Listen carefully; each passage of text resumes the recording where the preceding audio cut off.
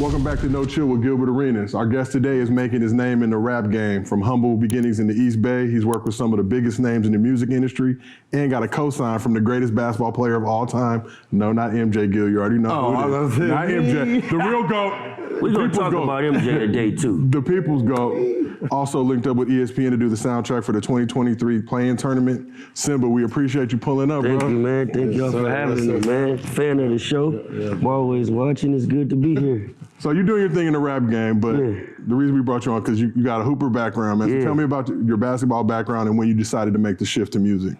So I played ball like my whole life, bro. Growing up, I wanted to be a ball player. But I was one of those kids who was like as advertised, but never had to outsource help. So I was always good enough, but never really had the trainer. You know what I mean? Or never worked on my game outside of practice too much of different things. I was very athletic. So I rely on my ability to jump a lot.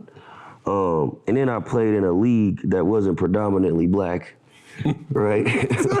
Where, you know. I know, yeah. I was kind of killing shit. But no, I just kind of like during my senior year, I kind of got into it with my coach. And me being arrogant and a stubborn kid, I'm like, well, I'm not gonna play this year. And he was like, well, don't play. But I'm thinking this is gonna make him wanna beg me to play. Yeah. And it didn't work out that way. So it kind of like messed up my whole recruiting process. Wait, so he didn't beg you to play? No. Oh, man. He was trying to prove a point too, because he was a new coach. I just was telling this story the other day. He was a new coach that played for the Lakers. And I said his name wrong on All the Smoke. I said Richard Mixon is Richard Morton. He played for the Lakers back in the 80s. And he was like the first coach that our school had that was an actual NBA player. So he was just dropping his nuts on the table every day, just having an ego. You know what I mean? I know what I'm doing. I made it to the league. Ain't none of y'all made it. So he got this new, like, I gotta stand on it because I'm the new coach thing, and I'm being like the stubborn kid. So he was trying to prove a point like I was, but unfortunately he proved his better than I could prove mine. So when he told y'all I played for the Lakers, you're like, no, that's cap. Nah, he showed us. Like he was cocky, bro. He coming in practice showing us his highlight reels. I'm like, nigga, I don't want to see this shit. We got practice, bro. Cut this shit off. Yeah, that sound like some shit I'll do. Yeah, like, yo, you had your time, bro. Help me get mine. You know what I mean? We in here watching your highlight tape from the 80s. Like, I don't want to watch this shit right now. But hey, how long did he last? He was there for a year and a half. They fired him because he ended up getting into a tussle with one of the kids. It was tough for him. But you know, he did his thing, but we just didn't mesh together. So that kind of ruined my love of playing high school basketball, which unfortunately messed up my process of trying to go play in college. So when did you start getting into the whole music When side? I was yelling at that practice. That's when I started saying, I'm gonna be a rapper. This shit. You think you gonna tell me as the 100-something pick in the 80s, tell me how to do, you know what, I'm finna go rap. So when I didn't come back and hoop, this whole time I'm not going to practice, I was going to my friend Josh's house. And he was a producer. And he would just make beats and I would just start freestyling on the beats. And then one day I played this shit for this girl. She liked it. And I said, this is what I wanna do. All the girls and make music. Like, and that's how I started. Nah, it makes sense, man. So your name is Symba. Your favorite movie growing up was Lion King, natural. So what's that journey been like for you trying to become a king in this rap game? Similar to Symba's story in the movie. I lost my dad at a young age. So fortunately, I didn't have a father figure in my life, bro, until I had idols to look up to. My mom was always working. My mom was my first idol, but she was always working. And she didn't really have time to make it to all my basketball games or all my football or baseball games or whatever. So I never really had that like father, like putting that battery in my back. Like, no, you didn't play good today. Go out there and take them shots. I never really had that. So for me, it's always been like learning from my mistakes and like just getting out there and failing. So the minute I got comfortable with failing and just not giving a is when things kind of just start opening up because I started taking things in and learning how to apply things through, like I started learning why I was failing. Yeah. And then I can apply the reasons why to moving forward so I wouldn't make those same mistakes again. So it was kind of similar to the movie because I didn't have a dad in my life. It was just me out here figuring it out. Most people fail because they're scared to fail, right? So they'd rather just not do something before just going out there fail. Like the only way you can be successful is failing. Yeah. So you can understand what not to do so you know what to do the next situation coming forward. So, you know, I really understand that. One of the main things when I first moved from the Bay Area to Los Angeles, like in a matter of like, now keep in mind in the Bay, I don't make the traditional Bay Area music. Yeah. Like I'm kicking that shit. Mm-hmm. I'm coming to drop that shit, right? So that's not really a thing there. It's more so like dance culture and like our music is rooted in funk. So for me, I was always kind of like a sore thumb over there, right? And I felt like I was better than I was because everybody was on the hyphy shit and I was doing something different. And immediately when I got to LA, I realized I was terrible. I was terrible, bro. I was great at rapping, but I couldn't make a song to save my life. And what led you to find that out or figure that out? Like, you know, I mean, you talk about understanding your failures and moving off from, but at what point, because like I do a lot of stuff on the writing side, I go back and look at shit I wrote 10, 15 years ago, like, God damn, this is god awful. Yeah. And I thought it was the shit back then. Like, but it was the shit back then. It was. I promise you it was. This shit was, it was like, I'm like, damn, like, you know, I wrote this shit. But like, to you in that moment, it was the shit. For sure. So for yourself, just like looking at that, when did you realize, like, oh, okay, I need to tighten my shit up? When I started getting around people that actually knew how to make music. So like one of the first people that I was in the studio with when I realized like all rappers don't write their raps was Hitmaker, Young Bird. That was the first time I was like fresh from the Bay Area, like just ran into him like by a Citibank somewhere. I'm like, yeah, I'm out here rapping. I'm smoking, he smelled the weed. He's like, you got some more there? I'm like, where you going? I'll bring it to you. So I go to the studio like I'm the weed man, right? Go in there and they in there making a song and I'm just watching him put a beat on and go in there and say something, put another one on, go in there and say something. So then like 4 months later, no, I was a little longer than that, like 6 months later, one of the songs he was working on that day was like, I want to say it was Throw Some Mo by Nicki Minaj and Jeremiah. And I heard them saying it and I was like, oh shit. So I just kept hitting him like, bro, I could pull up. And I would just pull up to the studio and just sit in there. And I'm at Phonics, my homie Cass that's over there, my homie D Brooks. And just by being around them, they would always be working with top tier artists. So I would just sit in the room and shut the up and start copying what they was doing in my sessions until I figured out how to use that for my identity. So what really changed that for me was getting around people who actually do it and not people that's trying to do it.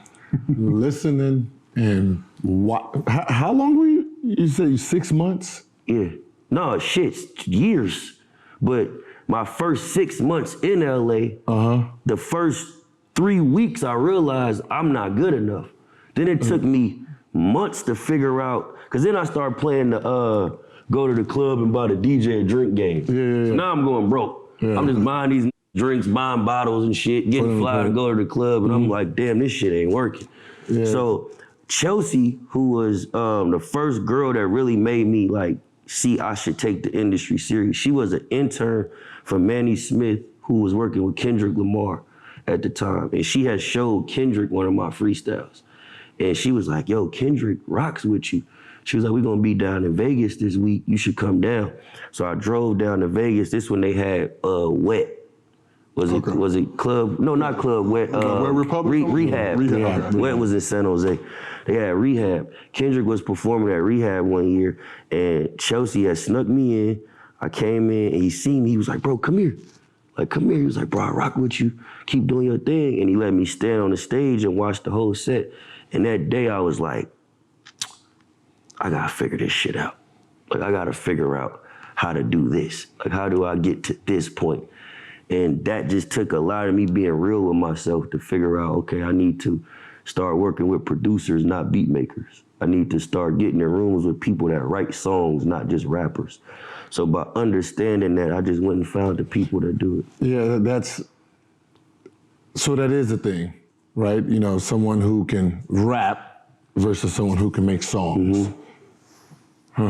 It's a tough thing because I can sit here and rap all day, right? I watched all these play friends to make M's, buy a little jewelry, then go and cop them a Benz. A few hoes that most of us probably hit just to feel validated by women who ain't shit. How do I get a 6-year-old to sing that? Shit, That's we the can hard, figure it out. right? It's the difference between a hooper and a basketball player. Exactly. That's what I was going to, like, that's what That's Exactly. the difference between. Same shit. So when you tell people like, no, he's just a hooper. Dog. Exactly. And they're like, what the hoopers, like basketball players. Like you got the summer hoopers who's great, but you put them in organized form, they don't know what the hell to do. Right? So, okay, so now I get it. I was a hooper. Okay. And you had to. I had to learn how to become a basketball player. Which is And I'm still learning. And that's the hard part sometimes with someone who's lyrical, right? Yeah. You know how to rap, but you don't want to take the time to say, I need to learn how to make songs. And Kendrick was the first time I seen it on a stage of somebody that raps how I rap, but he's going, I got, this before DNA came out, he's, bitch don't kill my vibe, bitch don't kill my vibe. Yeah. So I'm watching the crowd, bitch don't kill my vibe, and he cutting the music, bitch don't kill my vibe. Yeah. And I'm like, oh. He just kept that kind of simple right here and then went into his rap, broke out of that for a minute, went back to Don't Kill My Vibe. I can feel your energy from 2 planets away. I got my drink, turn them up. Bitch, don't kill my vibe. So it's something we could all say. Yeah. I had to understand that. I didn't understand that for a long time. And I'm still understanding it. Still trying. I'm getting a lot better at it. You can hear it like in my music as it's progressing. But I'm phenomenal as a rapper. I'm getting a lot better as a songmaker, a songwriter. And that goes back to Jay-Z's biggest biggest lyric when he was like, I had to dumb down my lyrics just to double my worth. True, he said, truthfully, I want to rhyme like common sense, but I sold 5 mil. I ain't been rhyming like common sense. You know what I'm saying? Yeah. Like Yeah. you figure certain shit out. It's like, man, you can have them bars. Yeah. I'm about to go over here and do these arenas. You know what I mean? Is that the reason? Like some rappers, they say we're conscious rappers because they haven't figured out how to make songs for. I think conscious rappers is just like preachers. Like some people look at me as a conscious rapper. I don't think I'm a conscious rapper, but some people can take an educated person that knows how to tie words together as being conscious when it's just can be worded in the same way you feel, but he's just saying it in a more articulate way. So that may make people feel like he's a conscious rapper, or he's smarter, or he's preachy. And most people don't listen to music to learn. Yep. They listen to music to kind of escape what it is they're going through. So it's like they want to drink, they want to smoke, they want to party. Girls want to twerk. Some of these wild ass shoot today when they listen to music. You know what I mean? Like it sparks emotions. And sometimes I feel like the conscious rap is a little more teachable to where people lean more towards having fun. So you talk about your career and kind of just shaping your own style. Who were some of your inspirations to help you really formulate who you are as a rapper? Number one is Jay-Z, for sure. Jay-Z's number one, Tupac, DMX, Nipsey Hussle, Drake, Future, Kendrick. It's a good list. Joe Budden. You get a little bit of everything. Joe Budden. I like Joe Budden a lot, but it wasn't about the Pump It Up song. It was more so his vulnerability in the rap. Like Joe was like kind of a version of a Drake before Drake without the singing, just talking about the vulnerability of saying like, I'm mad at my girlfriend because she's cheating on me with this guy, and like all these things we was like thought wasn't cool to say in songs. Joe used to say them, you know? Right. And I just kind of took a liking to that. Same thing with Kanye West. Kanye would say things that we thought but just never said. So I just always took a liking to vulnerable, intelligent shit and catchy, cool shit. Yeah, play on everyone's emotions. Yeah. That's the thing that, like rappers don't, it was cool to be hard. Yeah. When the world ain't hard. See, in the early generation of hip hop, from when I was born and what I seen growing up, it was cool to be hard, cool to be tough, right? Cool to be street. Today, it's just cool to be dumb. Yeah. Like, it's just cool to just be a dumb to just go grab your gun and just shoot up everybody because they stepped on your shoe last night.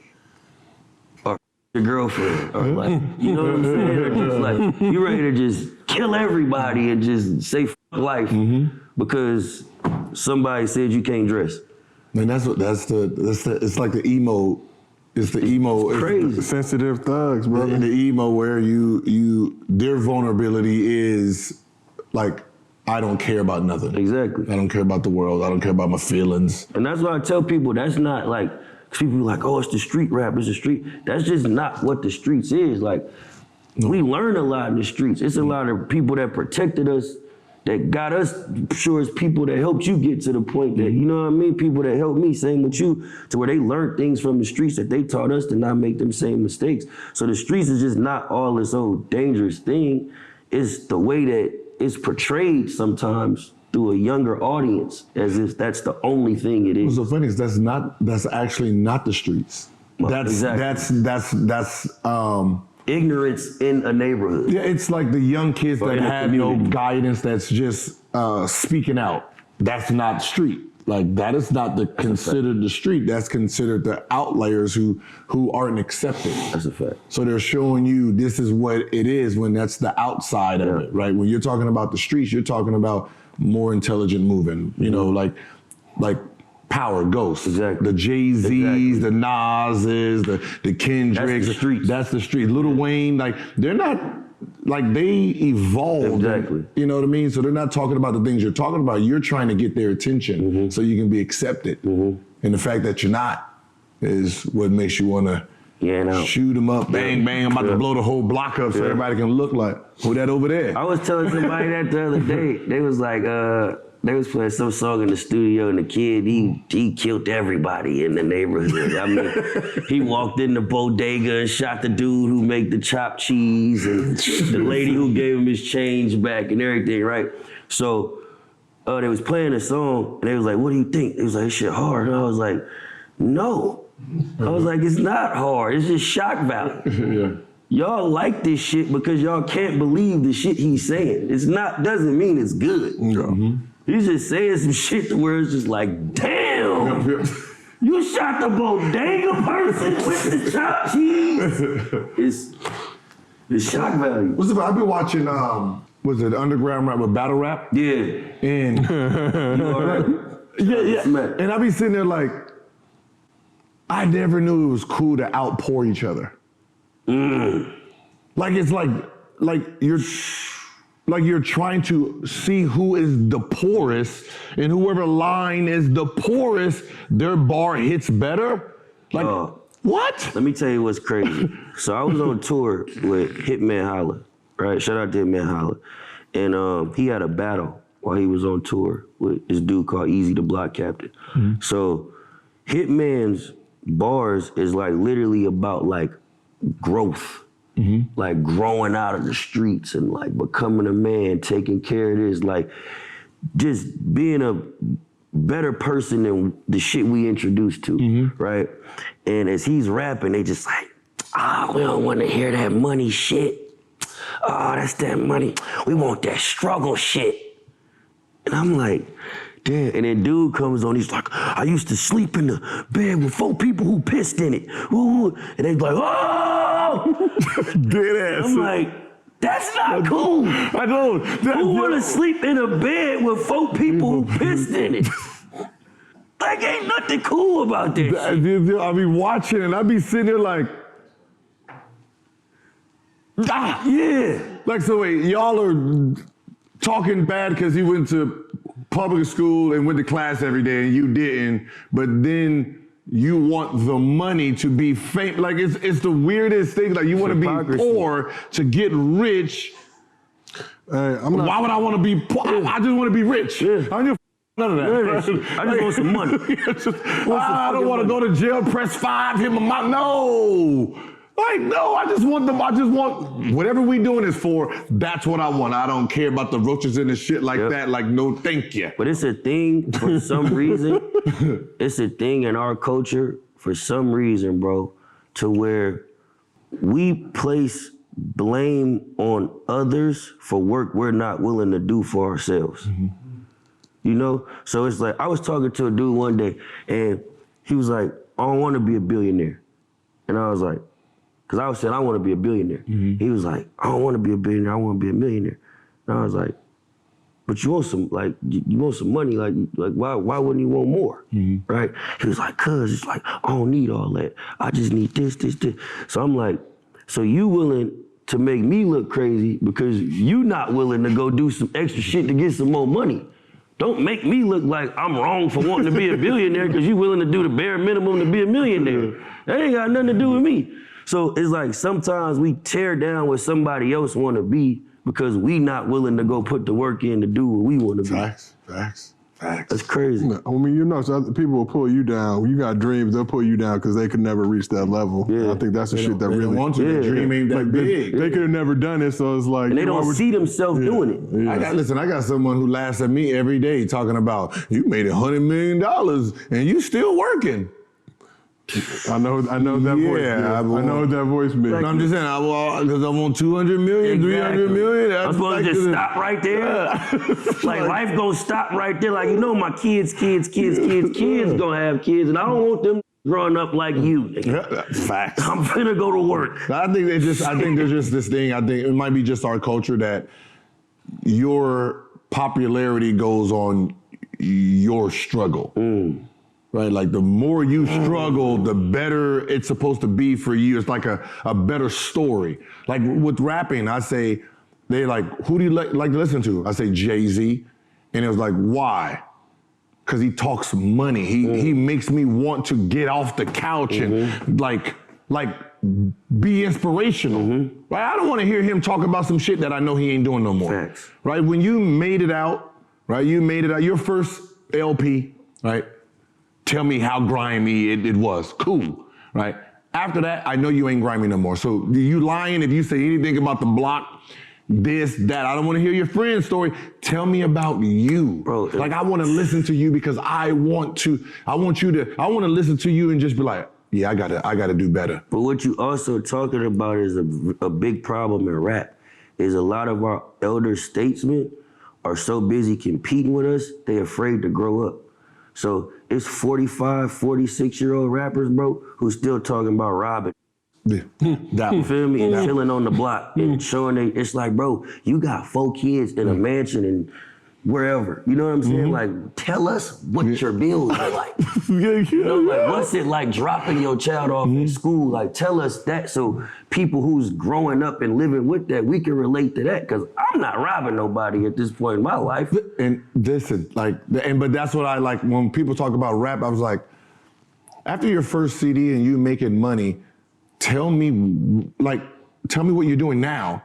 So like we can see where you're going. Like I want to hear about the levels of your music because like. But some things too, Gil, a lot of don't get paid till they later albums. So a lot of people still be struggling that first, second, and third album because they being fucked up deals. Enough to still rob and sell drugs? Yeah, it be platinum artists, bro, with $1,200 in their account. Well, then they didn't tell us that then. Like, tell me. And that's the point. Tell me. They don't tell you that. I got a up deal, got $1,200 in the pocket. All right, shit. All right. You ain't the only one out here who done deals off and did some dumb shit. Yeah. Like maybe we feel it. But like you're a rapper. But like you're a rapper.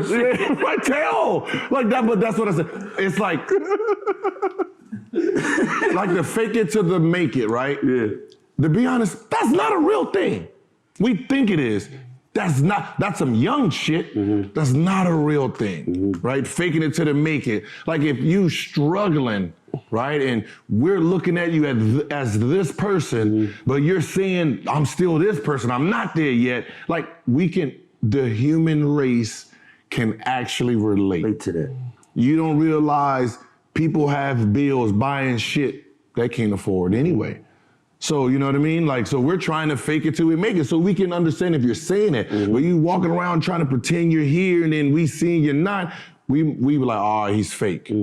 When you're not, you're real, you're just not saying it. Like, It's rooted, rap has always been rooted in like youthful culture.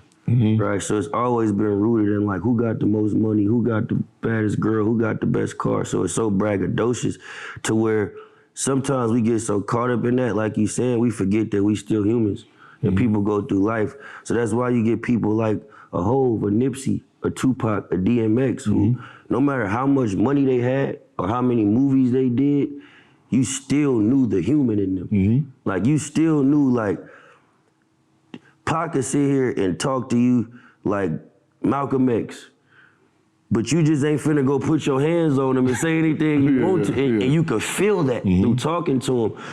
It's some people like to mask that and disguise that because they're so busy chasing that ego and that perception. Yeah, like it's like the young kids. I look at them and you know they got the chains and they're sitting there testing this shit out, and I'm sitting here like, buy fake. Who gives a buy fake. One, if they rob it, it's fake, right? And that's one, right? Two, on Instagram, nobody knows. Everything look real on Instagram. I don't give a shit. Even if it's clink clanking and clink clanking, who cares? Nah, you're right. You're still getting it. Like, listen, we're not buying jewelry for dudes, right? No. You're not buying it for the girls either. No, they buying it for the dudes. That's what I was about to say.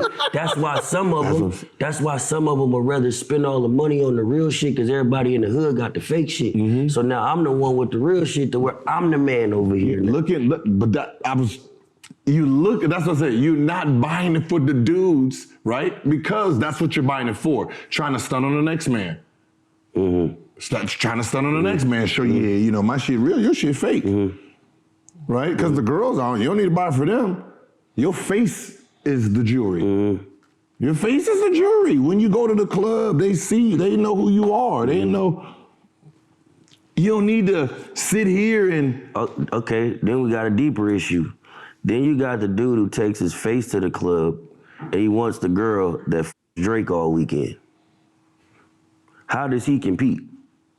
Why you want that Drake? Because they all egotistical and it's a competition. And that's game. That's what I'm saying. It's the stupidest shit ever. But what I'm saying is, if you're trying to Drake girl, then that means you need game. Your jury ain't gonna beat Drake's girl. No. This ain't even Drake girl. This a girl goes to Drake's parties with all her friends. Drake don't even probably know her name. But because he know she be around, he like, I gotta get her. So they'll look at me like that. It's like, bro, she gonna do this with everybody in here. That's the game, man. Like, game is old as time. That's what I said. It's the game, man. The jury just puts eyes on you to get you mollywopped. Right.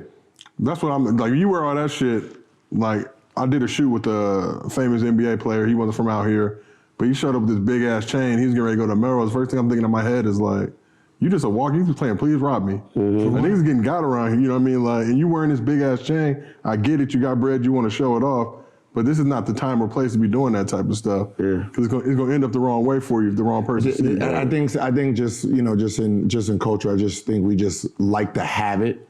Realizing it's because we didn't have it before. Yeah, it's real pointless because where we going? We're gonna go to the club. We're gonna go eat. You know, we sit here do shit like this for no reason. Like just for somebody's like, oh wait, like, real shit. You're famous. Real shit. That's all you need. Real talk, famous without looking over your shoulder. Yep. You know, half. Yeah. But you know when someone got a lot of money on, they start doing little shit like.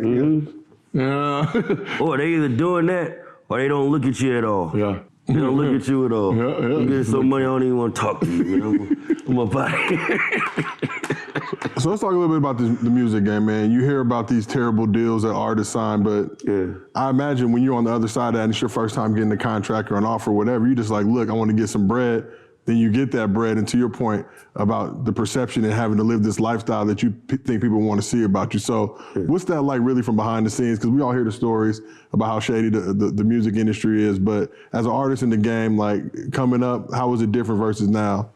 Just like anything in business, it's certain people who put in a lot of work at a telemarketing service or something, they might only get 2% of what everybody making, you know what I mean? Like, you're gonna always get cheated in some form or fashion when somebody has more information than you to be able to take advantage of you. And in music, it doesn't come with a brochure.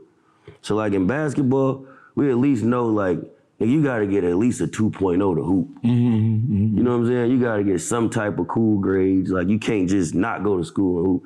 It's not like that in music. You could be making money from the time you 1 year old to when you die. You know, it's not like it's an age limit on it.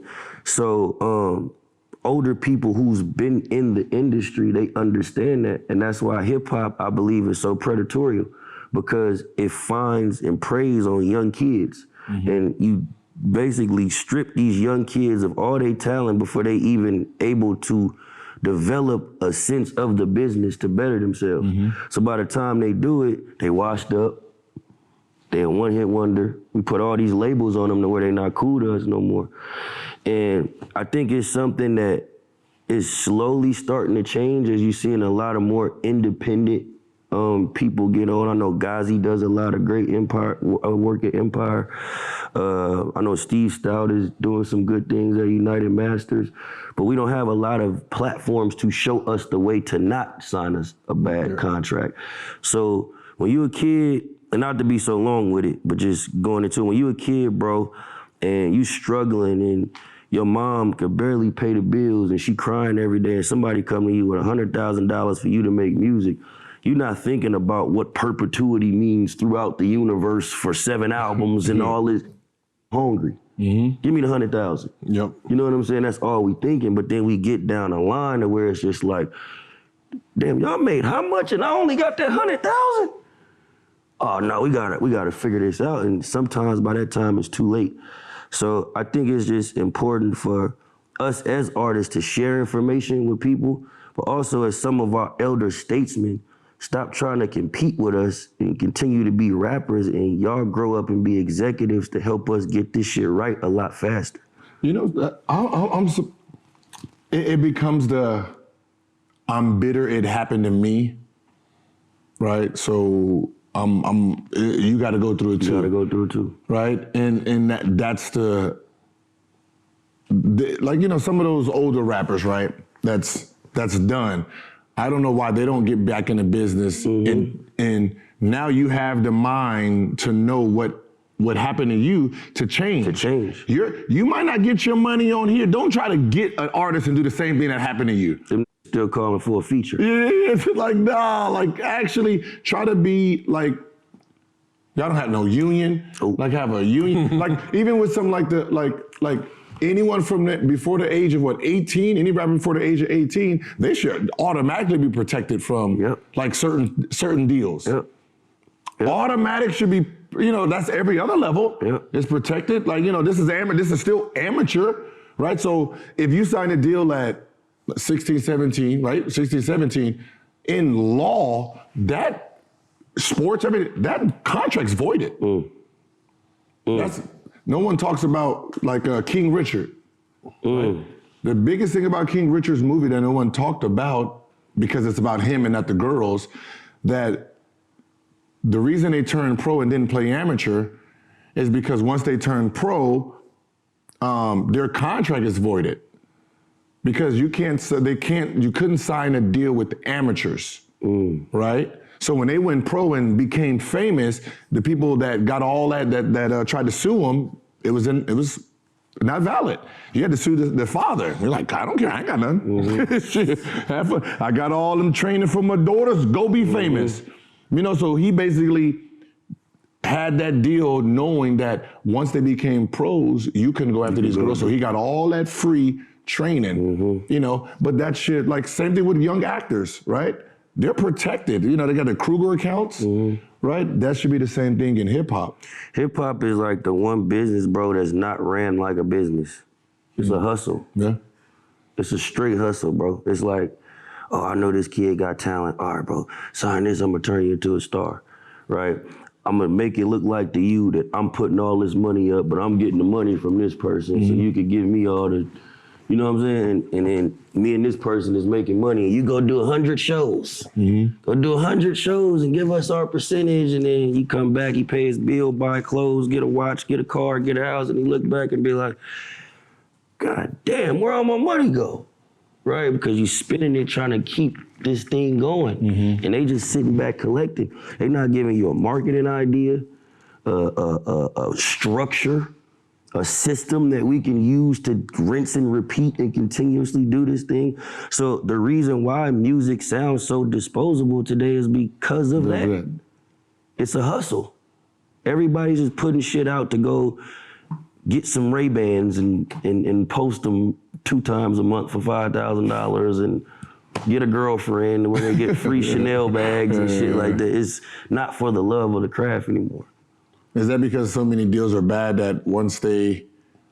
Because I heard Neo was on something, and he was like he was talking about his first deal, and he said he didn't realize when they were taking him out to eat. Oh yeah, that was his money. Yeah, his money. I'm like, yeah. They let you go. You want to go to the court side? Go get those $25,000. Now here's a real thing that someone needs to figure out. All right, say it's your money, right? And they're paying it. I know they're not paying themselves back dollar for dollar. That's a deep question that I don't have all the information on, so I don't know how to answer that. But that is a very serious question that needs to be answered. Same thing with this, right? If let's say our bill was $2,000, right? I'm paying $2,000, but I know the $2,000 I paid out of my credit card was already taxed. So in your contract, am I pre-taking tax out? So it's $2,000, I'm taking out $4,500. Right, I'm already taking about $4,500 plus whatever interest I'm adding for lending this. I mean, shit, they can wipe this out. Like you said, it's predatory though. I mean, it's like the way that movies do, their accounting, right? It's like historic. Movie make $1 billion. Where all that bread go? They can make the same thing with colleges, right? Yeah, they're making up numbers. College gets $100 million for athletic program. We can make that number get to 0. But that's what I said. It's like it just seems like even if they're trying to be up on the up, they're going to hit you with the tax and whatever percentage that they were taking off, so they can wipe you out without even knowing. Yeah. Damn. You're the only person. I hear people say this all the time, right? I said that wrong. The only person that's a rapper who I've heard say something close to what you just broke down was 2 Chainz. People don't even that don't even cross their mind. Like 2 Chainz is the only person as a rapper that I've heard say something like, but if I talk to Matt Barnes, Matt Barnes will probably say the same thing. Yeah. If I'm talking to you, or if I'm talking to KD, or I'm talking to people who know business, they're going to say the same thing. But when the person I'm signed to is running a hustle, it's not my business to know. And that's where it gets tricky. Like even from dealing with IRS, even upfront money. Right, I'll tell a rapper in a minute, man, don't take the front money, that cash, and pay me on the back end. That cash right there is being given to you. They're reporting it on their taxes as an expense. Right? That's why when these kids be like, yo, how do I owe so much money? Because you're going to these clubs, they're paying you $100,000 up front, then they're paying you $100,000 on the back end, right? That's $200,000. They're writing that off as a bill.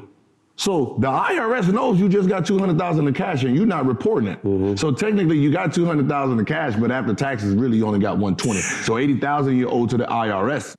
Oh, don't forget about the homies in the hood. Yeah, so you giving out $200,000, realizing, you owe $80 off that money. So you ain't put $80 aside, goddammit, you in trouble. You're in trouble when it comes down. But those are the things that they're not, that's the game that needs to be spit to the rappers and to the youth. Like, well, listen, this is a business. Everything they give you, they're giving it to you and they're writing it off. They're writing off. So that $200,000 that they've written off, they're getting back. They're getting back. So it wasn't $200 to them, and it's not $200 to you. Shit. And on another note, they gotta spend the $200,000 because they made it from somewhere. If they don't spend it, they gonna get taxed on it. So they willing. You say cash? Yeah. Oh, I got that shoulder. I got that in my Take goddamn that. pocket. Take that. There you go. You good. Yeah, I said, like, I be seeing the kids with the cash in their hands, and I be like, oh, man, they need. Bro, I seen a kid in the bank. I was just in Philly. I just did Roots picnic, and there was a kid in the bank. I went in the bank. It was my car was tripping, so I went in the bank. A kid was in the bank trying to pull out $400,000 in cash to go to the Roots picnic and take pictures. Trying to take out In Philly? He was a rapper. A rapper trying to take out. He was trying to take out $400,000 in cash to go to the Roots picnic Man, so much problem with that. and take pictures. Take pictures. Get the fake Like bread. Was it Amazon? I'm saying you get the fake money. It look just Why like do you around it. even need the money to go to the Roots picnic and take pictures? To get likes on that photo? No. Just for some. All the problems that's gonna come for some photos. One, you're gonna have to try to put that shit back in. So IRS is gonna get alerted. Then you gotta like tell them, no, this is the money I originally took out. If it's California, they're gonna try to you anyway. They're gonna try to tax you again if they can. They're gonna try to tax you again on some money they already taxed. But it's just the little things that's like, yo, why isn't the game being taught? Right? How come, you know, the 80s players, we can watch NWA and, you know, all those people that's talking about how they got, you know, their money. How is it still going on today? Still going on. It's like the people who are trying to do it now is like, because I already did it. Yeah, I got it done to me, so I'm going to do it to you. But it's also the people who made real money in music, they took their money and went elsewhere. So they didn't like we don't really have a lot of black labels like we used to have. So it's like a lot of it is controlled by people who understand business. So they're able to, like, I was reading something, the CEO of Spotify, what did he say? He's never even listened to some song that like we all know. And it's just like, but he owns the platform that makes the money off the song. So it's like, are people that I feel, Hove did it, you know what I mean? Puff did it, but a lot of us who were successful in music, we didn't really like create other verticals and other platforms for artists like myself and other younger artists to come up under to where we wouldn't have to experience those same things. We kind of had to go to the same people. Yeah, that's where now like someone like Zebo seems more important, right? Instead of dealing with like music, deal with someone who's already been in business, like, right, who's already understood contracts, who's already understood like percentages, right? Like, so when Zebo was like, because I remember we used to always get asked, oh, help me in a rap game. And I'm like, I don't know nothing about it. You know what I mean? But now it would make more sense if the athlete is the heads of it because they understand contracts to the point where, you know, certain things make sense. Yeah, no, definitely. But then even with that, you still need people in between that understand the business to work the business. Yeah. Because sometimes what happens is you get the athlete who got a lot of money and you get the rapper who's talented but don't know the business. And then it ends up doing this. Well, I think we should do this. Well, I'm spending the money. I think we should do this, right? And it's no real plan in between of what actually works. So that's catchy too. Fucking businessman. I hate it. I swear, Man, bro. it's like it ain't just like going out there fucking hooping, man. I had 40 tonight. What's happening? Yeah. Like, there's so much. It seems like there's so much political shit that goes around. Like, So much. It's so much political shit. Like even with a rapper, man. Like, how can a rapper be like? How can an older rapper like be out of the game? Like, how is that how does your lyrics get old? Like, I mean, because their lyrics get old because they try to stay young. So you look like the old dude trying to be young. So you boosie, like you washed up, like not Lil Boosie. That's a word we use in the Bay. Okay. I like that. No, because Boosie one of my favorites. I'm not saying him as an artist. The word we use. It's like you an older dude. Like I just said, you 47 talking about riding spinning the block on the ops with a chop. Yeah. First person outside getting shot. Yeah. Bro, you're 47 with 4 kids that you just posted at the American Music Awards. You're not spinning the block shooting nobody. But you thinking this what the kids want to hear, so I gotta make it. The kids ain't your audience. They forgot that. You gotta talk to people it ain't just kids out here that listen to music. I got uncles, bro. I got that was dads kids. That and was shit. kids when That you were was kids too. They want to hear music too. They're not following their That's what it is. They're not following their generation. Yep. Jay-Z did. Yes. Jay-Z's last album, 444, was about a man who messed his household up and was willing to do whatever he had to do to get it back because he knew what was gonna happen if he lost it. Yep. So for me, as a young man, I'm like, as much as I'm not living in that and relating to it, as I get older, I see signs of me getting ready to make that mistake of something he said in the music. So I can remember, oh shit, I remember Ho said that. Like, okay, bam, boom, boom. But without me hearing that, I don't know that, because like I said, my daddy ain't in my life. My daddy died. You know, most of my uncles in the streets, like, I got one uncle that I'm not smarter than. You know what I'm saying? Like, literally, like, so it's like, it's not like we have a lot of father figures. So some of us that have made it beyond the point of just being a rapper, identify with who you are and what that can represent for an audience. And then we can have, like, bro, my mom just went to the Stone Soul picnic in the Bay Area last week. Robin Thicke, all these people, right? And it's everybody out there. It's like 30, 40,000 people. Why can't hip hop do that? Like, why can't, like, Master P just do a show and then we gotta worry about, like, but this movie didn't sell, so I'm not going to the show, or it's just, you know what I'm saying? Like, even when you go to Master P's, when you see Master P events, it is literally 45 and up. Yeah. No, serious, 45 and up, like all old soldiers back in the day. And it's like, that's, like, he stays in his lane. But when you think about, like, rappers getting older, you're right, they don't age with their music. They try to dumb back down, realizing. He is a businessman at that captivated an audience of entrepreneurship. You know what I'm saying? So he's an anomaly in one. Yeah. But what you're saying is 1,000% correct. Okay, that's what happens to him. I just think they don't identify with a fan base. Like, they act like once you get 40, you don't listen to rap no more. You know, like, my uncle is still, like, call me like, I don't know about this NBA or this little whatever they got going on, but I like Chance the Rapper.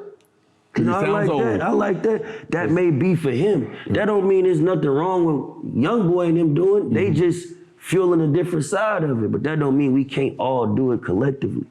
Gil, I just signed up for Rocket Money and I'm already saving some big money after discovering several paid subscriptions I completely forgot about. I couldn't believe when I heard the average American spends nearly $200 a month on subscriptions. If you don't know exactly how much you're spending every month, you need Rocket Money. Rocket Money is a personal finance app that finds and cancels your unwanted subscriptions, monitors your spending, and helps lower your bills, all in one place. Over 3 million people have used Rocket Money, saving the average person up to $720 a year. Stop throwing your money away, cancel unwanted subscriptions, and manage your expenses the easy way by going to rocketmoney.com/no-chill. That's rocketmoney.com/no-chill. Cha-ching! Like, I be just saying, I think it irritates me to see, like, older rappers still singing songs from 20 years ago. Like, you didn't, in the last 20 years, you couldn't come up with one more song. Like, come on, man. But they talk about, like, that's what I said, like. A lot of rappers lost their team. So a lot of rappers, what made them great ain't around them no more. So if I'm in the studio with Dr. Dre for a 5-year run, and we go on a 5-year run, how the hell do I go start working with Lil Boo Boo and them from Cleveland, you know, and all they know is trap. Yeah. They don't even get it. So it takes time to find a hit boy you know, a no ID. And they're even established to where you can't just get to them, and it ain't cheap to get to them. You know, and that's another issue. A lot of these old producers, all you listen to me. Y'all talk all this we want hip hop to come back shit, and the minute we get in the studio with y'all want $80,000 for a beat. Y'all want $100,000 for a beat. If you want this shit to come back so bad, why you taxing so much? Wait, a beat? One beat. Bro, you would go spend a weekend with a producer, bro, and y'all get like 5 songs. Y'all on the Airbnb kicking it. You talking about life, bro. We done smoked and talked about each other's kids. My son and FaceTime me. I'm like, what's up, man? Woo, woo, woo. All right, man, let's get this music out. I think we should do the video. Boom. Next thing you know, bro, it's time to do the business. The label then called, yeah, he wants 80 grand a beat and a point on each, and he wants to own the master, and he... They just ate Popeye's chicken together for a whole 2 days. Like, wait, how long does it take to do a beat? 5 minutes. Depends. Wait, 5 minutes to do a beat? Depends. To make a beat, when you're talking about producing something, that's different. That could take time. Kanye West produces shit. That's why when you hear his music, Drake produced. Jay-Z produced. That's just not send me some beats, I'm about to write some raps and we gonna throw an album out. No, we in here. Here's the concept. We're only rocking with these producers. We only using samples. We only using these snares. We only talking about these type of things. We only dressing like this. When I worked with Kanye, bro, we all had to dress the same way. Because it could never be about if your shoes was better than mine. Or what you wearing today. Or who looked the best. We all got on a pair of Yeezys, some black sweats, and a shirt that say Donda, and we coming here to record every day. That's a production. Okay, so basically, y'all I would pay $80,000 a beat for that. But what I'm saying is y'all need a union then. Because 1,000%. what I'm saying is if somebody's just making just straight beats and we're just beats, there should be a cap. I agree. There should be a cap on just beats. Ain't that like because you did one beat and that beat became hot. Now you saying, all right, I'm going from $5,000 a beat to $100,000. It happens every day. No, that's not how that works. It happens every day. No, you can't do that. You gotta Here come the killer. Here come the killer. He want 80,000. 2 weeks later, you find out he really made the beat with 3 other. Here they come on 5, 7,500, 10. Oh, I did the snare. Bro, you didn't tell me that. Oh, he did send me the loop. And oh yeah. Nah. See, they do that on purpose. Nah, no. This should be. It's like, this should be a cap, just like any contract, right? Your first 2 years, you can only charge this much. You know, this if you win, like it's like some you won get a a certain Grammy, amount of platinum records. You go up here. Yeah, there should be some. What's the name? So you don't.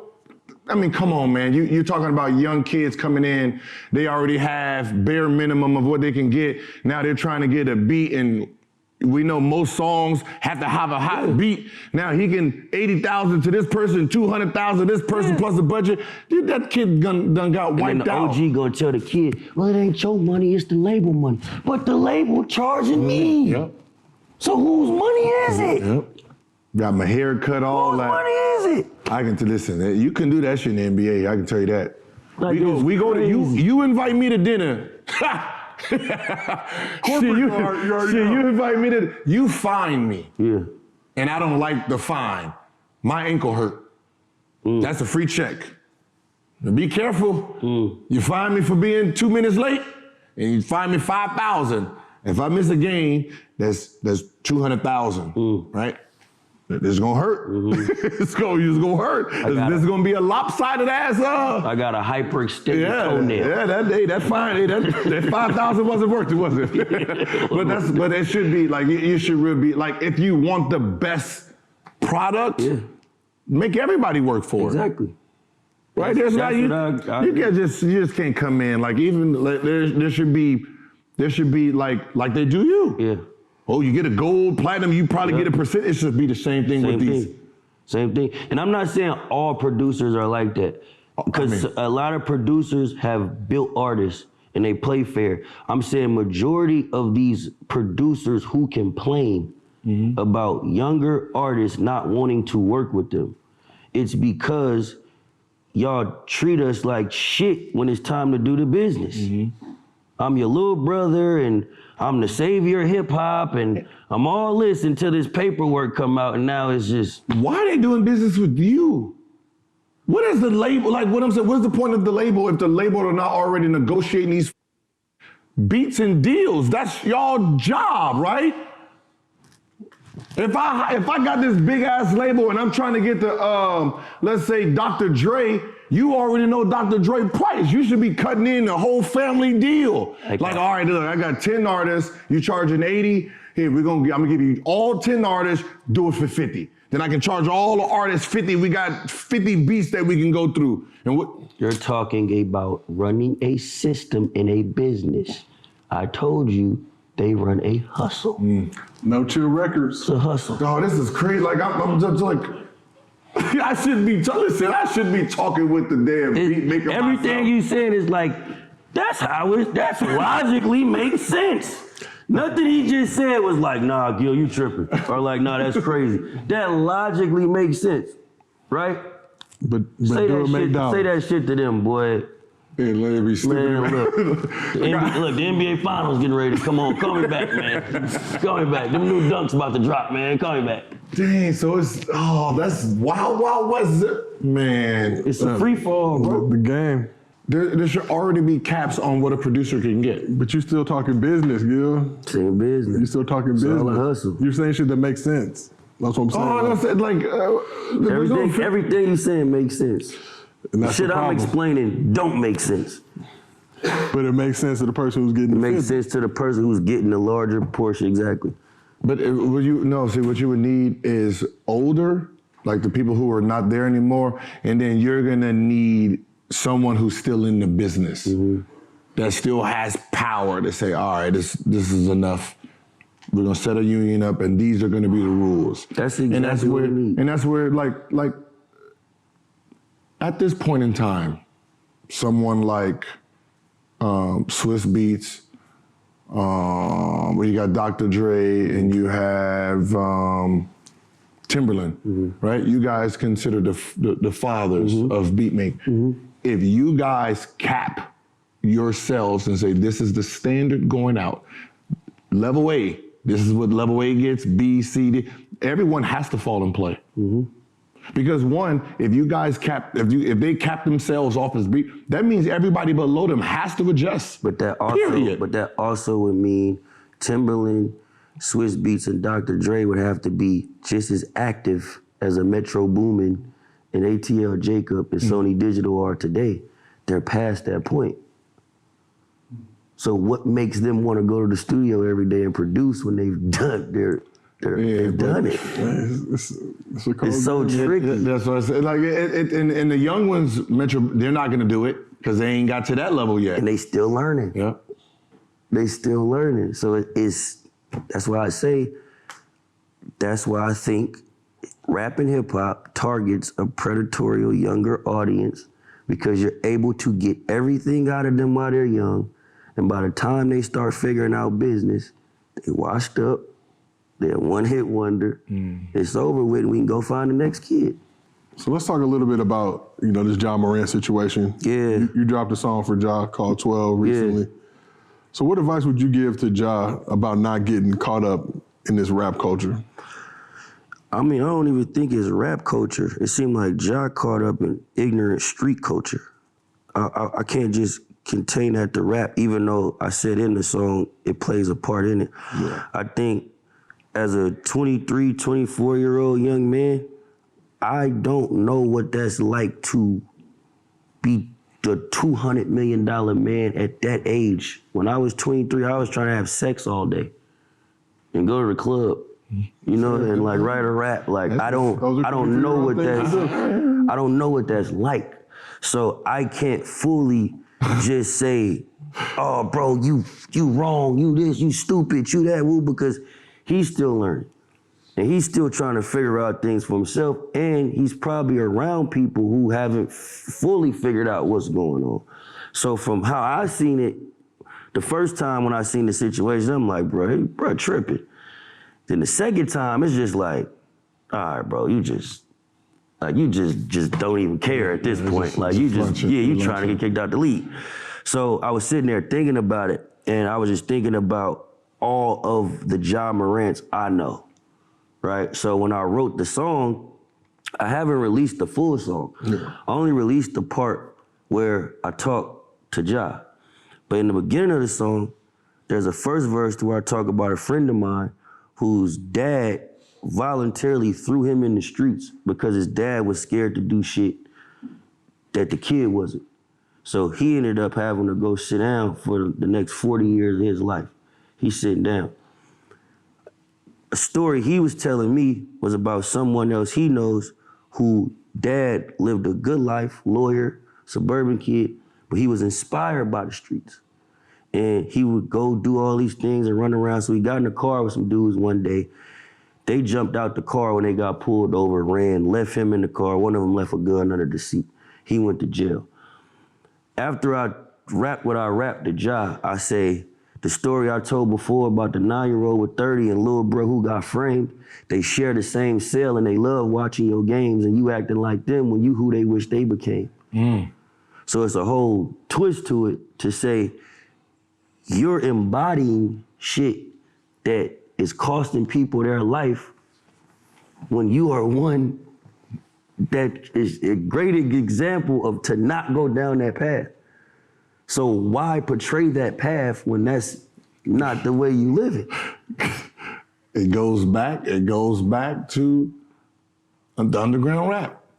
It is cool to be bottom. Yep. Right? You know, it's like when you got people running, I was like, oh yeah, you got millions, but you corny. Yeah. But I got millions.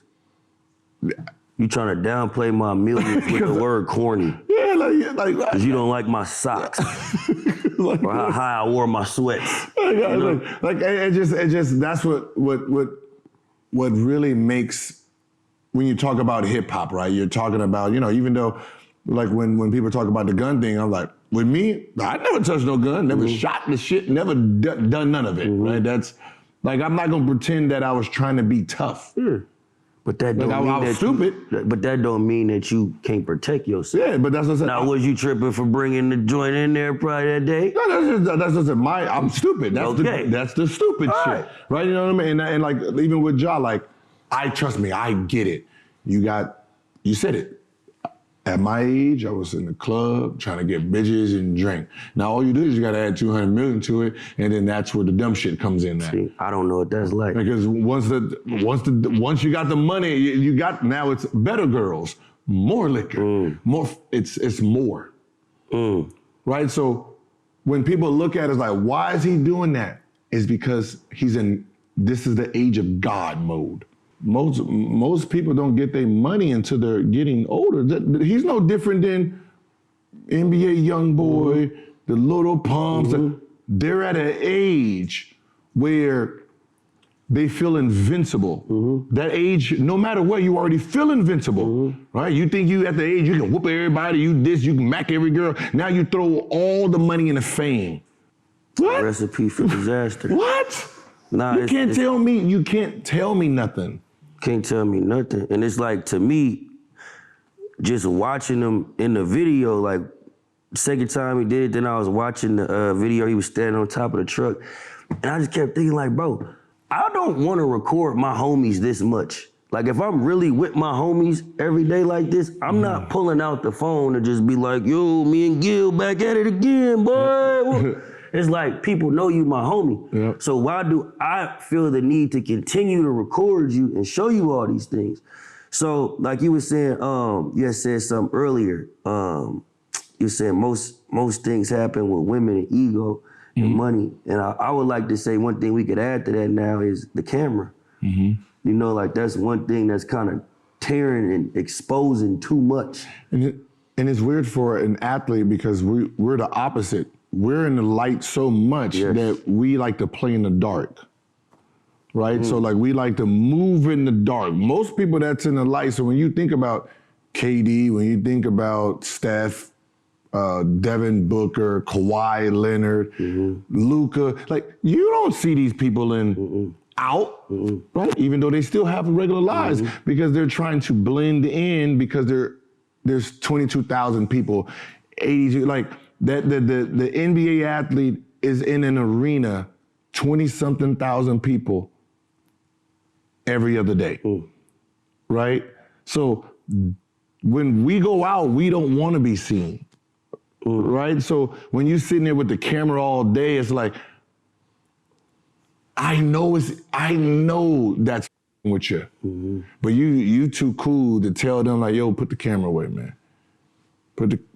Come on, bro. Like, as much as I know you want to say it, because you're on TV every day, so you don't need Instagram. There's 245 people on that goddamn live. You know damn well you don't want to be on that live. I think Tell that motherfucker, man, put your phone away. I think another problem with Ja too is what doesn't get spoken about enough is most of the time that these incidents happen with a gun or something, alcohol is involved.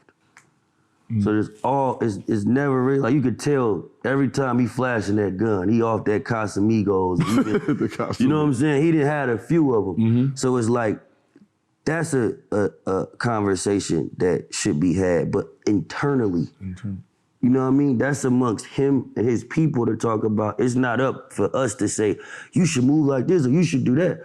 My rap was coming from the perspective of, bro, if I was your homie and we was sitting in the car, Ja, if I was your homie and we was sitting in the car, everything I said in that song is what I would have told you in that car. I never take it to, if I'm your friend, I'm not going to social media and doing this and doing that or pulling the phone out. But as a rapper and as an artist who my identity is to address shit in our culture, most people look at me like a young OG, right? So the older MCs rock with me because I fit the criteria what they feel like hip hop should look like today. And the young dudes rock with me because I'm one of them. I grew up with them. So I'm right in the middle, so I get it. You know what I mean? I truthfully get it. And I just think, man, just overall, like, we gotta stop being afraid to grow. We gotta stop just like embracing being and just thinking just like being ignorant and doing wild shit is just cool. We better examples than that. You know what it is too? So like even with like, when it comes to like the NBA, right? Someone like a Ja, if you don't have a veteran, not a veteran, a superstar veteran that can teach you how to be a superstar. Other than that, the rest of the teammates don't know what I'm dealing with. They don't know nothing I'm going through, right? It's just like listening to an OG rapper who went there and you getting Kendrick Lamar. He can tell you how to move, right? If you don't have Kendrick Lamar, you're trying to figure this shit out on your own, right? Same thing with Ja. There's nobody there that tells him how to move like a superstar. He's still moving like he's a kid. You can't fault him for that because that's all he knows. He don't know how to be a superstar. You have to teach him, like, yo, when you go to the club, this is how it's supposed to be. We're gonna move this way. We're gonna move like we got when I was with the Wizards, we had team security. His name was Jackie, right? His name was Jackie. He came from Philly. He came from AI, right? And we in the club chilling. And he was like, yo, we gotta go. What do you mean go? Man, we in the motherfucker partying. He was like, yeah, you don't wanna be the type of dude that stay here 2 o'clock. Bro, we just got here 1 o'clock. Well, you should've got here 11 o'clock, 12 o'clock. What is it? What good happens at 2 o'clock? If you ain't find a girl by now, that's your problem. That's your problem.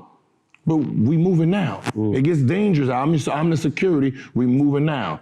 So we got back to the car. Like, yo, what's going on? He said, hey, man, look. As a superstar, and you are considered a superstar on this team, you have to move a certain way. Being in the club when the lights come on, that ain't superstar shit. That ain't superstar shit. Sprinklers coming in, that ain't superstar shit. You wanna come in, if you're gonna go out, you're gonna vibe, you're gonna go, you're gonna find a little girl, we're gonna get the out of there.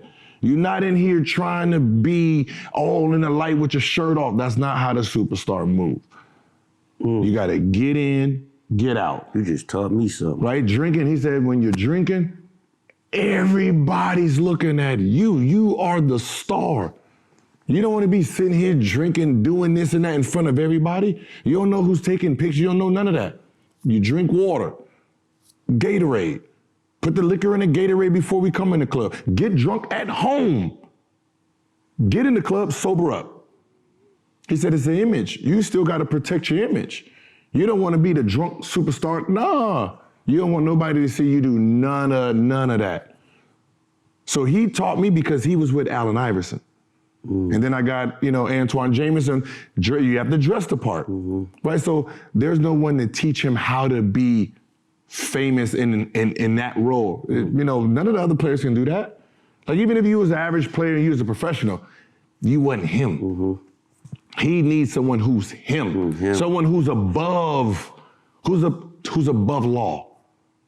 Like Allen Iverson, I will bring Allen Iverson in, spin with him. Like like I know when people are like, Allen Iverson, oh hell no. Well, that's 20-year-old Allen Iverson. Exactly. That ain't 40-something with kids. Exactly. You teach it because he's the only one that can they got the same mannerisms, who can identify with someone being above the city. Damn. And he can teach you how to move. Like, what did you do? Okay, you got bodyguards. Okay, you got this person. You need to put in steps to protect yourself from yourself. To protect yourself from God mode.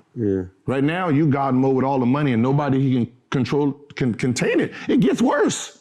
If you don't have a superstar who's been there, done that, they say, hey, listen, first of all, we don't even need to be in here. Same shorty can come to the room, tell her take the day off, you're gonna pay a certain amount. Shit, $5,000, that's more than she was gonna make the night. Anyway, she's gonna slide through. And that's something that's wrong in the rap community, like we was talking about earlier. A lot of the older artists who have issues with these young artists, y'all not teaching them how to conduct themselves. Y'all just telling them a problem and not giving them no solution. So I really respect that because it's like, and can't anybody just give the solution because everybody ain't done it. Everybody ain't got the information. So some of y'all need to shut the up, you know what I mean? And listen to the people who actually did it. The same thing with older rappers too. And I think some of the older rappers really have to humble themselves, right? Use the shit 25 years ago. Right, so like you want to be on a feature, you want to be some now. You have to adjust to today's times, right? You was giving 50,000, 2,500, right? I'm doing you a favor, old head, right? Shit, you might do this free. I'll pay for your gas, exactly. 2,500, get your name back out there. You know what I mean? And I think that the older generation really got to understand that part. To really vampire back down and get your shit popping. I'm pretty sure anybody would do a song with Redman or something like that, but you ain't giving me Redman prices. 20, and that's the difference. 2,500, 5,000. I got a verse from a legend. And then you can't. And then when Redman get there, he can't tell the young kid we should rap on this type of beat and this type of beat only. It's like now you limiting his creativity and it's no middle. Because he wants to live in that last period of time. It's like, bro, he not living in that no more. So nah, that's real, bro. That's so real. You the vet. You supposed to be changing up your style. Facts. Let's find a way to bridge this together. I agree. So last thing we're gonna talk about. Obviously, you've been in the game for a minute, but I want to go back a couple years. LA Leakers freestyle. Yeah. So you dropped that thing on social. You growing your social at that point, really understanding the power that social possesses. But you dropped that thing. 30 minutes later, you see LeBron posted on his story, and he said, "Man, oh man, Symba next." Yeah. Tell me just about that moment and what it felt like to get a cosign from LeBron. That was my, if I would put it in NBA terms, that was my draft day. That was the day that I knew it was really possible. We always hustle out of hope and dreams and aspirations, but it comes a point in time where something happens and it's just like, nah, I got this shit. Like, I'm pretty sure it was a point in time when you first got in the league where it's like, you looking like, damn, that's Mike, or like, you know what I mean? Damn, that's and then you get to a certain point where you like, oh, Mike. You know what I'm saying? I got this. I got this now. That was my moment. Like, to know my favorite basketball player, Very soon. with me as a rapper, like he knew me for something I was good at. It was like, I don't care who don't like me. I don't care what hit record I don't got. I don't care what #1 album I don't got. My dog rock with me. And if he gonna rock with me, I know he ain't nobody that's just gonna rock with anything. He just ain't gonna post anything. He not gonna let anybody know this one I'm rocking with. If he said it, I ain't got nothing to worry about. I'm about to get to it and I'm about to grind this thing out. And that was my mindset, just every day moving forward. It's just like, I was just telling Cass on the way over here, it's like, I've gotten so much better, and now that I'm unlocking new levels, I'm understanding for me to get to another level, there's another amount of discipline that go into that. You know, and it's each level I keep getting to when I think I got it figured out. I got this. It's something else I learned, and I'd be like, I've been doing that wrong the whole time. So it's like one thing I'm learning, people love me for my live show, right? They love my live show more than they love my music, I feel, because I'm so engaging with the crowd and I really make it a moment. But I'm starting to notice like certain things I'm eating, or when I'm smoking a blunt, or before the show, I'm getting tired 18 minutes into the show. You know what I'm saying? And I'm figuring out like what's making me tired to the point where I can't finish this last, because I don't perform with a hype man. You know, it's just me up there in my band. So it's like, what's making me do these things, right? Oh, I went to sleep at 6 this morning. I woke up at 8. I smoked a blunt. I didn't eat till 3. I didn't drink no water. And I jumped on the stage at 8 o'clock full of tequila and thought I was just gonna kill this shit. So now I'm learning like, okay, I can't drink past this time. I shouldn't smoke because my voice gonna start cracking. You know, hamburgers are gonna fatigue me. You know what I mean? Let me get something lighter, and then I could get, you know, some red meat or some chicken after the show and put a meal on me and lay it down after that. Like he just said about the club, I'm somebody that used to, that's why I said you just taught me something, because I'm somebody that used to stay in the club till 2 o'clock, 2:45. You feel me? In there trying to pay them to keep it open. But you got, you have to go through it. To learn it. It's a level, right? It's no different than like whoever you consider them dudes, you have to, this is what I've always learned about greats. If you're asking the question, they will give it to you. You know what I mean? So you need to, like, you know, just for anything, like even with, like you say, you're getting fatigued at a certain time, you need to find out when your body is automatically shutting down, right? Like when you go to the studio, like what time do you, when you do performances, when do you perform? Mostly during the night. Like, you know what time? Probably anywhere between 6 to 9. 6 to 9, then that's when you need to be in the studio. That's when you need to be in the studio working on your craft. I'm used to being so you're used to that time being creative. And see, what's crazy is I like being in the studio during the day. See. But the only reason I like being in the studio during the day is because of what I'm explaining, my process. Because at night, I done ate hamburgers, I've been drinking, I've been smoking, so I'm fresh during the day. But if I reverse that, because so like even when we have like team practice, right? Cool. Whenever I go back at night, and I get my body used to that time, right? So when 7 o'clock comes, like 7:15, right? I'm already on the court doing my thing, right? Like I'm playing a game, so my body knows this is when we're active. Right? If not, your body naturally is gonna do what it's gonna do. So if you're falling asleep at the same time, it's because your body clock is telling you we're shutting down right now. So that might be like when you're not performing, I'm drinking and your body's relaxing. That might be a time where you were used to hitting the blunt at that time before you're getting ready to go to the club, right? Pre-gaming, and your body's used to relaxing. So now when you're performing now, it's like, I don't know what this routine is, but nigga, we're about to shut it down, right? So it's all levels. It's discipline. Every level you try to get to, more discipline. You got to take out more things that you think you need. things you think you need to unlock a new door, you have to take something. The new door is not allowing certain things coming in it. People too.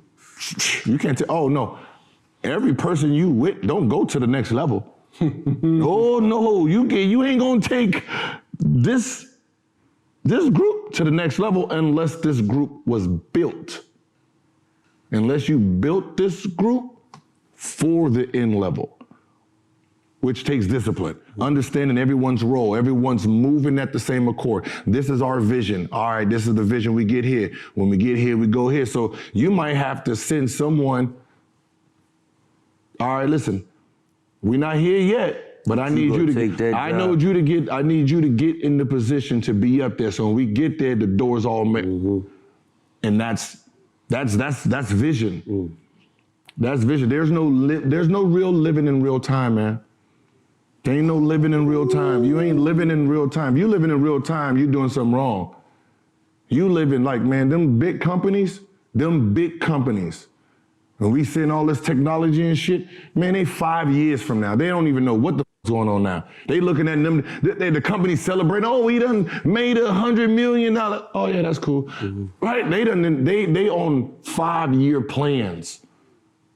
Like their CEOs ain't even working on today's stuff. They working on shit in 2025. Same thing with you. You have to already have envisioned BET Awards, this and this, and you already processing a new style you're gonna be doing. Yeah. You already like going to different countries, learning different, like you know what I mean? But that's what I've learned from looking at the elite. It's like they're already moving. Like, how did he know this sound was coming out? Because he was already probably testing shit, listening to shit, understanding the youth, the color schemes, everything. Like fucking Kanye West. Nobody really paid attention to Kanye, right? The fight started because of a color on the shoe. This whole Kanye Adidas thing, it started because of a colorway on the shoe. It was, I don't know what shoe it was, but it was black and it had red inserted in it. Looked fire. He wanted it black on black. He wanted it black on white. That's what started it. And he was like, oh, they're trying to put out a colorway that I ain't trying to rock with. That's what started the whole thing. Damn colorway. Because a person like him is so particular. If this is the way I envisioned it, this is the way I seen it, it's gonna go that way. You're not gonna tweak it or turn it. I don't care what the numbers say, this is what my vision says. Which makes a person like that so important to a company because he's gonna always straddle the line. You know, he gonna fuck up. That's part of the personality, but he's gonna straddle the line and keep it moving to the point where when you lose someone like that, you're losing generations of type of stuff. Right, so, you know, with people like that, you have to really take away all the smoke and just follow and see what they're really doing. Because all the rest of that stuff is just smoke and mirrors. You just really got to follow. All right. Okay, then you can dodge some of the little things that's going on. But when it comes to your performance in the craft, you have to be disciplined. It's too easy. You know who really made me, like, he checked me? KD. Oh, that's... He checked me because he was like, I was finna go do something. He was like, why you gonna do that? And I was like, shit's finna be some girls over there. He was like, bro, go write a song. He's like, go listen to some music. Like, go study. Like, go... He's like, we don't do that. Yep. It's like, if you gonna be up here, like, that ain't what we going to do. So I'm finna go here and watch this film. You need to go over there and write that song. All right, bet, that's what we on. So Gil, I know you get all your tickets for free, but for me, buying tickets can be extremely stressful. Like, you never want to get got right, especially in a city like LA with some janky ticket prices, all that good stuff. But that's why I'm on this new Game Time app. Game Time is the fast and easy way to buy tickets last minute for sports, music, comedy, or pretty much anything else you're trying to get cracking in the city that you live in. Okay, that's great. I'm gonna download this app. What do you like about it? Gil, you know what? That is a great question. What I like about Game Time, well, they got flash deals and last minute tickets, and they have the lowest price guaranteed. So you know what that means? If you find tickets in the same section and row for less, they will credit you 110% to your account. I don't need that 100%, I need that 110%. And they do it. Game Time is a place for last minute ticket deals, and it's the fastest growing ticketing app in the country. I bet you didn't know that. I didn't. Okay, now you do. Now you gotta get on it. I need you to go ahead and download the Game Time app, create an account. You can use code NOCHILL, and they'll give you $20 off your first order. $20 whole, Gil. $20 whole. That's a lot for you still. I know you big baller, but that 20 is key. Not gonna lie. And for all you at home, download Game Time today. Last minute tickets, lowest price, guaranteed. And I already signed mine up. Get that 20, let's go. Yes, sir. We're going to see Drake. I'm watching film. If I'm not playing, I'm watching a game. If I'm not watching, I'm watching somebody play. I'm thinking about basketball. I'm thinking about what I messed up. Like, people don't pay attention to what Lil Wayne says because it sounds so different when he says, they're like, what do you listen to, Wayne? Myself. What? I listen to myself on how to get better. Wayne listens to other people, but he's never going to say it publicly because he listens to himself more because he's trying to I should have hit that bar better. I could have did this. He's always critiquing his work. Like it's this much work for this little success, right? But this success is what it's all for, right? You might have to put in 3 straight months for a hot line, right? But that hot line caught. Like saves everything. When was it Kanye when he said I spent 3 or 5 summers making beats? 3 beats a day? 3 beats a day for 5 summers. Making 5 beats a day for 3 summers. That's a different world, like 3 summers. Yeah. Just the concept of what he's saying. 3 beats a day for 5 beats a day for 3 summers. I told my kids, I said, Michael Phelps said he did 395 days, 96 days for 5 straight years. So it was the year before the Olympics, he didn't take a day off, and then 5 years after that to the next Olympics. And I told my son, I said, the irony of it is everyone who's competing with him, they already lost. They just didn't know it yet. They already lost. They just didn't know it yet. 2012, the Olympics, 2016, everybody in 2012, they already lost the 2016 and they don't even know it yet. Because he was already saying, the next 5 years, I'm not taking no days off. But that's the process you have to, there has to be a sacrifice so great that the finish line is, when you get to that finish line, that's what it's all about. The thing is that I wonder, is there ever a finish line? No, that's the point. Gotcha. That's the point, right? That you can never be satisfied. There's gonna be a finish line when you say, I'm done. That's your finish line. Because you, just like them old rappers, right? There's gonna be a time where you don't do it no more. But then I'm still probably gonna wanna find a young person I can help. Yeah, but you finally get to enjoy. Okay, I see what you're saying. You get to enjoy, I remember I told KD, I hit KD, you can ask him, I hit KD, it was after as soon as he got hurt. And I said, everybody's like, oh, it's the Golden State's fault, this and that. And I said, this ain't nobody's fault. This is what hoopers do, right? I said, it's the championship. You think you can play, you're gonna play. I can rewind you back 100 times. You're gonna make that decision 100 times over again. That's what hoopers do. It's the moment, it's the biggest stage. We done practice our life. And I said, but here, this is a time where you have time to yourself. I said, for the first time in your career, you should enjoy what you have done.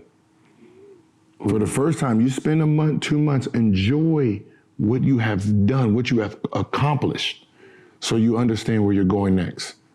See, if not, you're just gonna be in this wheel that we're in this machine, and we're machine-like, and we don't understand the concept of life. until it's all said and done, and we don't remember 90% of the things we did in the game.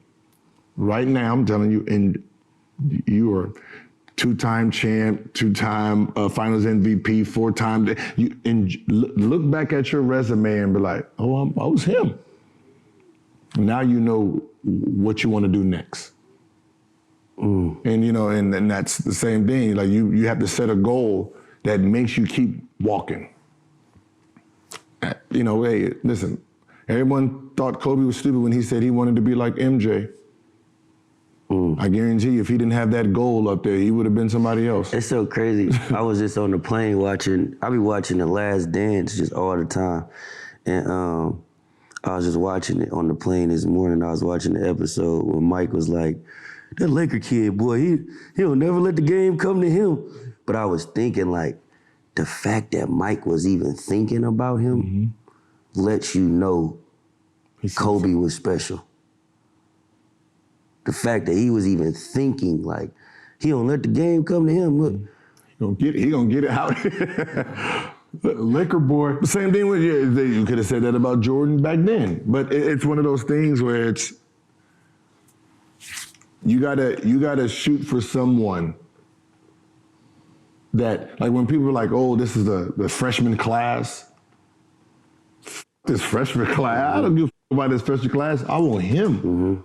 I want him. I want to be compared to that man. As long as that man is that far in front of you, it makes you you wake up something, you hear something, you make like, oh shit. Like, it's one of those, like, I'm catching, like, I got LeBron James in front of me. I got AI. I got T-Mac at one point, and Kobe, right? And, you had 45. Y'all, good night. 50? Damn. I'm back in the gym. Hey, man, wait, pull it over, man. I'm about to get, and I want to go in the gym because I'm competing. He just had 50. 5 more points. I got to, and those are the things, like, even with the finals, like today, like, when a game is about to come on, I'll go shoot first before the game starts. Get some shots up, like, I ain't gonna let a motherfucker outshoot me today. It's a habit, right? And you have to make that your habit. It's become. You hear in the studio, like, oh, okay, he trying to outbeat me. All right. Sleep with him. That's literally starting to become my thing now. Like, I hear certain songs, like I heard J. Cole verse the other day on Lil Durk new song. And I was like, I gotta go to the studio. Yeah. Like, literally just got up, shorts on, I didn't even get dressed. Got in the car, went to the studio and just started writing. Just letting it out. I know exactly, like, that feeling is definitely starting to happen. And that's when you know you're going into a next level, and you just gotta keep on. The process, man, it's the process. It's that process when you start realizing that, like, I want to get to that next level, so it's like really sacrifice, man. Yeah. Right now, you sit back and you start evaluating your team and who's prepared for the next level. Well, that's real. I think that's a good place to stop, man. We could do this thing all day, but Definitely, I could talk to y'all all day, man. Shit, man, it was great for me just to listen to both of y'all, understand about that game, but how music and hoops kind of, a lot of synergy, a lot of the same shit that we deal with. But Symba, man, we appreciate you pulling up. Thank you, man. Best of luck with everything. Appreciate y'all for having me. It's been another episode of No Chill with Gilbert Arenas. We'll be back with more very soon.